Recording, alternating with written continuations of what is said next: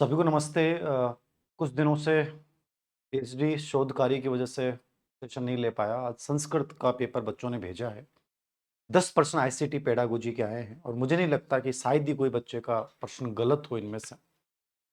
ICT pedagogy वाली जो first वाली बुक थी, जिसमें साइकोलॉजी आईसीटी पेडागोजी तीनों थे, जिसमें आईसीटी पेडागोजी के मात्र मैंने 80 पेज डाले थे। और जितने भी पेपर आपके ग्रेड फर्स्ट के हुए, मुझे नहीं लगता कि मात्र 80 पेज में से हर 10 में से किसी में 10 में से 10 भी है, किसी में 8 या 9, मतलब 95% सक्सेस रेशियो रहा है मात्र 80 पेज से। यद्यपि साइकोलॉजी का इस बार वेटेज कम किया इन्होंने, क्यों किया, किस पैटर्न के तहत किया, वरना हमेशा ही बहुत बढ़िया रहता है। इन 10 प्रश्नों का मैं सॉल्यूशन करवा रहा हूं, संस्कृत भाषा में है। बट मुझे नहीं लगता कि मैं इतनी संस्कृत में समझ सकता हूं तो आपको कहीं दिक्कत आई होगी, मुझे नहीं लगता। पहला प्रश्न ये पूछा गया है, निम्नलिखित में से एक सिस्टम सॉफ्टवेयर का प्रकार है। सिस्टम सॉफ्टवेयर, एप्लीकेशन सॉफ्टवेयर, दोनों प्रकार हैं, दोनों का वर्णन मैंने कर रखा है और बहुत आराम से समझ में आ गया होगा एप्लीकेशन सॉफ्टवेयर कौन से होते हैं। ये तीनों एप्लीकेशन सॉफ्टवेयर ऊपर वाले, word processing software, web browser और ग्राफिंग सॉफ्टवेयर। ऑपरेटिंग सिस्टम जिसको अपन यूनिक्स बोलते हैं, लिनक्स बोलते हैं, ठीक है, एमएस डोस बोलते हैं, विंडोज बोलते हैं, ये सब के सब अपने क्या होते हैं, ये सिस्टम सॉफ्टवेयर होते हैं। और ये पूरा वर्णन कर रखा है और मैंने कई बार क्लास में भी इस चीज के लिए बोला है कि सॉफ्टवेयर के प्रकार जो आप जरूर पढ़ के जाएं। ये 249 के पेज पे आपको पूरा का पूरा वर्णन मिल जाएगा। ये मैं पेज इसलिए बता रहा हूं कि कोई कंफ्यूजन नहीं हो, ठीक है। 249 पे लिखा हुआ है सिस्टम सॉफ्टवेयर के प्रकार कौन से हैं, तो आंसर क्या हो गया, ऑपरेटिंग सिस्टम जो होता है वो क्या होता है, सिस्टम सॉफ्टवेयर।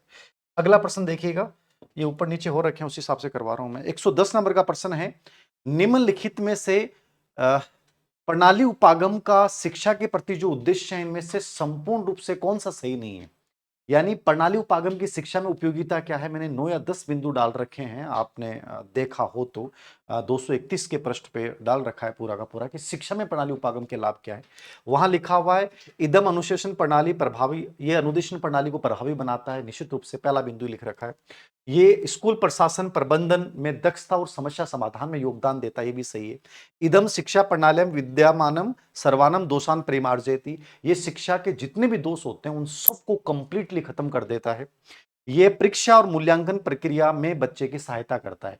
बाकी आपको तीनों बिंदु मिलेंगे, लेकिन ये लाइन कहीं नहीं मिलेगी कि शिक्षा प्रणाली के समस्त दोषों को दूर कर देता है।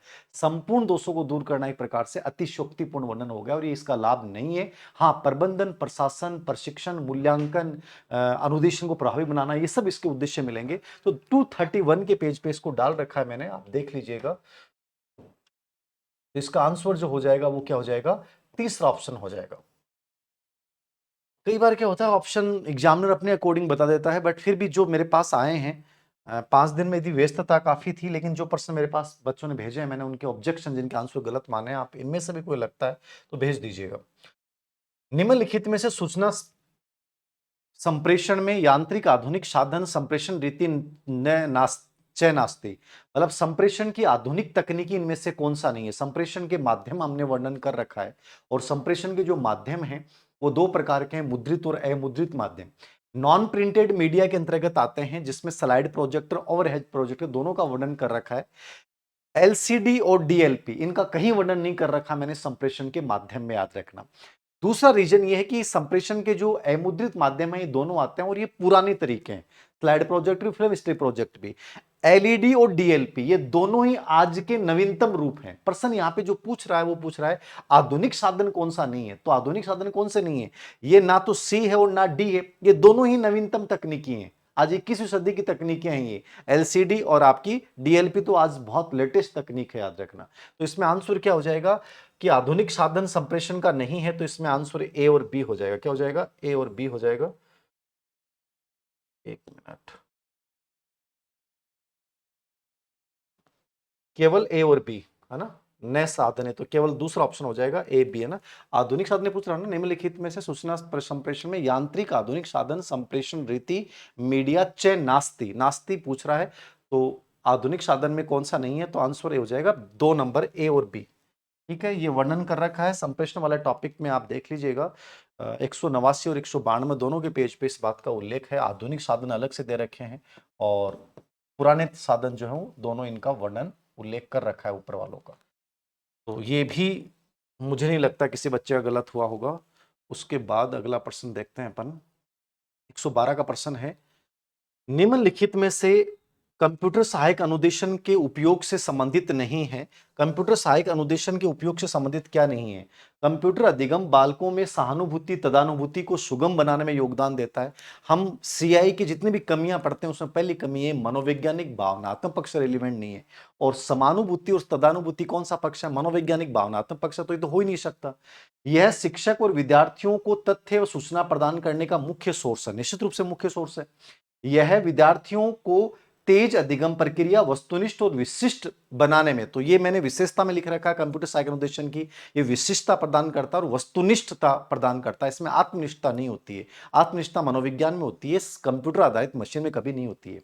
यह अनेक विद्यार्थियों को उनकी गति के अनुसार स्वयं शिक्षण और प्रशिक्षण प्राप्त करने में योगदान देता है। तो ये व्यक्तिगत अनुदेशन वाला बिंदु है। तो इसमें गलत कौन सा हो गया? ए ऑप्शन गलत हो गया। ठीक है, तो 112 के अंतर्गत आप देख लीजिएगा 241 के प्रश्न 245 के प्रश्न दोनों पे इसका वर्णन कर रखा है। तो इसका आंसर हो जाएगा एक। 241 पे इसका उल्लेख है, 245 पे भी इसका उल्लेख है कि कहाँ उपयोगी है। कमी यहां दे रखी है 245 पे, तो कर दिया होगा आप लोगों ने। अगला प्रश्न है 113 नंबर का, निम्नलिखित में से कंप्यूटर सहायक अनुदेशन का छात्रों के लिए सर्वाधिक लाभ भवंती, कंप्यूटर सहायक अनुदेशन का बच्चों के लिए क्या लाभ हो सकता है? तो इनमें से ऑप्शन देखते समझ में आ जाएगा कंप्यूटर का क्या लाभ हो सकता है। तत्काल प्रतिक्रिया पूर्ण बलन देने में, ये पहली उपयोगिता है इसकी, तुरंत पूर्ण बलन देता है, तत्काल फीडबैक देता है कि आपका सही गलत है। अतिशय ड्रिल अभ्यास, अध्यावसाय अभ्यास, ड्रिल और अभ्यास इसका एक प्रयोग है। पूर्व में सीखे गए कार्यक्रम को अपन और उसमें दक्षता हासिल करने के लिए ड्रिल अभ्यास का प्रयोग करते हैं, तो ये भी इसका एक प्रोग्राम है। सतीर्थ सहयोग, सतीर्थ मतलब सहपाठी सहयोग, तो सहपाठी नहीं होता, यहां तो व्यक्तिगत रूप से बच्चा सीखता है, तो सहपाठी वाला तो आएगा ही नहीं कंप्यूटर सहायता अनुदेशन में। प्रशासनिक अभिलेख से संयोजन संरक्षण, निश्चित रूप से ये सही है कि प्रशासनिक अभिलेखों के उपयोग में, लेकिन यहां प्रश्न क्या पूछ रहा है? बच्चे के लिए क्या उपयोगी है? तो ये तो प्रशासन से रिलेवेंट हो गया, गलत नहीं है, लेकिन ये प्रशासन से रिलेवेंट है और यहां बच्चे से रिलेवेंट पूछ रहा है कि इसकी उपयोगिता क्या है। तो बच्चे से रिलेवेंट ए और बी आंसर होगा। क्या होगा? ए और बी आंसर होगा, बाकी तो हो ही नहीं सकता। ठीक है, तो 243 के पृष्ठ पे इसका उल्लेख कर रखा है, आप देख लीजिएगा। यहां आंसर जो हो जाएगा वो क्या हो जाएगा? केवल एक और बी सही है, बाकी जो है वो नहीं है। तो 243 के पृष्ठ पे इसका आंसर है किताब में। अगला प्रश्न देखिएगा, ये है 103। अगला प्रश्न है 103, इनमें से संप्रेषण की भौतिकी बाधा कौन सी है? भौतिक, इस बार संप्रेषण की बाधाओं पे बहुत प्रश्न पूछे हैं, सभी पेपरों में पूछा है, तो एक ट्रेंड को फॉलो किया, वो ट्रेंड सभी पेपरों में आया। तो भौतिक बाधा कौन सी है? ध्वनि भौतिक बाधा होती है, पूर्वाग्रह साइकोलॉजिकल बाधा है, अदृश्यता भौतिक बाधा है, असावधानी मतलब ध्यान न देना भी साइकोलॉजिकल बाधा है। तो भौतिक बाधा इनमें से कौन सी है? तो इसमें आंसर क्या हो जाएगा? ए और सी। ठीक है, क्या हो जाएगा? ए और सी इसका आंसर हो जाएगा। तो चौथा ऑप्शन आंसर हो गया। तो भौतिकी बाधा वाला प्रश्न 186 के पृष्ठ पे आपको मिल जाएगा, 186 पे दे रखा है। अगला प्रश्न है, निम्नलिखित कथनों में से अग्रिम संगठन शिक्षण प्रतिमान के संदर्भ में कौन सा कथन गलत है? नास्ति मतलब नहीं है। यह प्रतिमान का केंद्र बिंदु शिक्षार्थियों में संज्ञानात्मक संरचना का विकास करना है, निश्चित रूप से पहला बिंदु मुख्य रूप से यही है।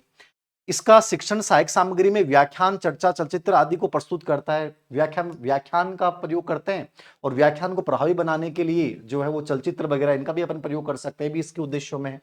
विद्यार्थी अधिक एक्टिव होते हैं, शिक्षार्थी च भूमिका अति अल्प भवती, शिक्षार्थी भूमिका अति अल्प होती है नहीं है। इसमें मैंने विशेषता और सामाजिक प्रणाली में क्लियरली जिक्र कर रखा है कि टीचर डोमिनेंट होता है, बच्चा कम डोमिनेंट होता है। यदि बच्चा और टीचर एक्टिव होते हैं, लेकिन टीचर यहां विषय वस्तु प्रेजेंट कर रहा है, इसलिए टीचर ज्यादा डोमिनेंट है ना कि बच्चा। तो सी गलत है यहां पे। इस प्रतिमान का उद्देश्य अवधारणा तथ्यों का ज्ञान प्रदान करना भी सही है।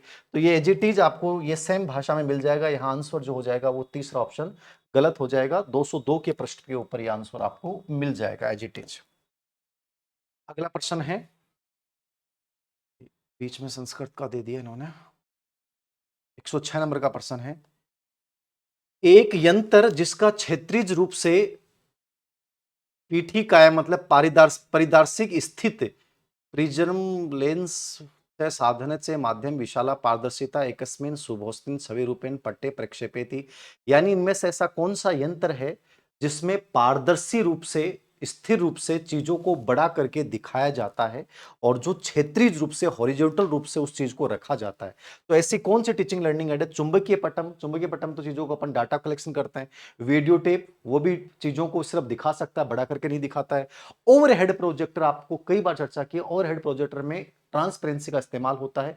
पारदर्शक एक कागज, एक प्रकार से अपनी सीट होती है और उसमें जो सूचनाएं लिखी होती हैं उनको बड़ा करके दिखाता है। तो पारदर्शक रूप से चीजों को बड़ा करके दिखाता है, ओएचपी दिखाता है। स्लाइड प्रोजेक्टर, स्लाइड प्रोजेक्टर जो है वो पारदर्शी रूप से चीजों को नहीं दिखाएगा, याद रखना, और हॉरिजॉन्टल नहीं होता है। इसलिए आंसर क्या हो जाएगा इसमें? सी, ओवरहेड प्रोजेक्टर। तो ये भी, इसका भी वर्णन कर रखा है 220 के पृष्ठ के ऊपर, 220। अगला प्रश्न देखिएगा, निम्नलिखित में से सहकारी अधिगम का शैक्षणिक लाभ से संबंधित नहीं है। सहकारी कोऑपरेटिव लर्निंग पे यह विद्यार्थियों में उच्च स्तरीय चिंतन, आलोचनात्मक चिंतन, मौखिक संप्रेषण कौशल का विकास करता है। ठीक है, यह विद्यार्थियों को प्रशिक्षण के प्रति उत्तरदायी बनाता है, मतलब व्यक्तिगत उत्तरदायित्व, रिस्पॉन्सिबल होते हैं बच्चे। यह बौद्धिक शक्तियों का विद्यार्थियों, जो बौद्धिक शक्ताना विद्यार्थी सभी से निष्पादन परिशोधन सहायक होती, जो उच्च बौद्धिक वाले बच्चे हैं उनकी सहायता प्रदान करता है, एक प्रकार से उनके निष्पादन को बढ़ाता है, ये भी सही है।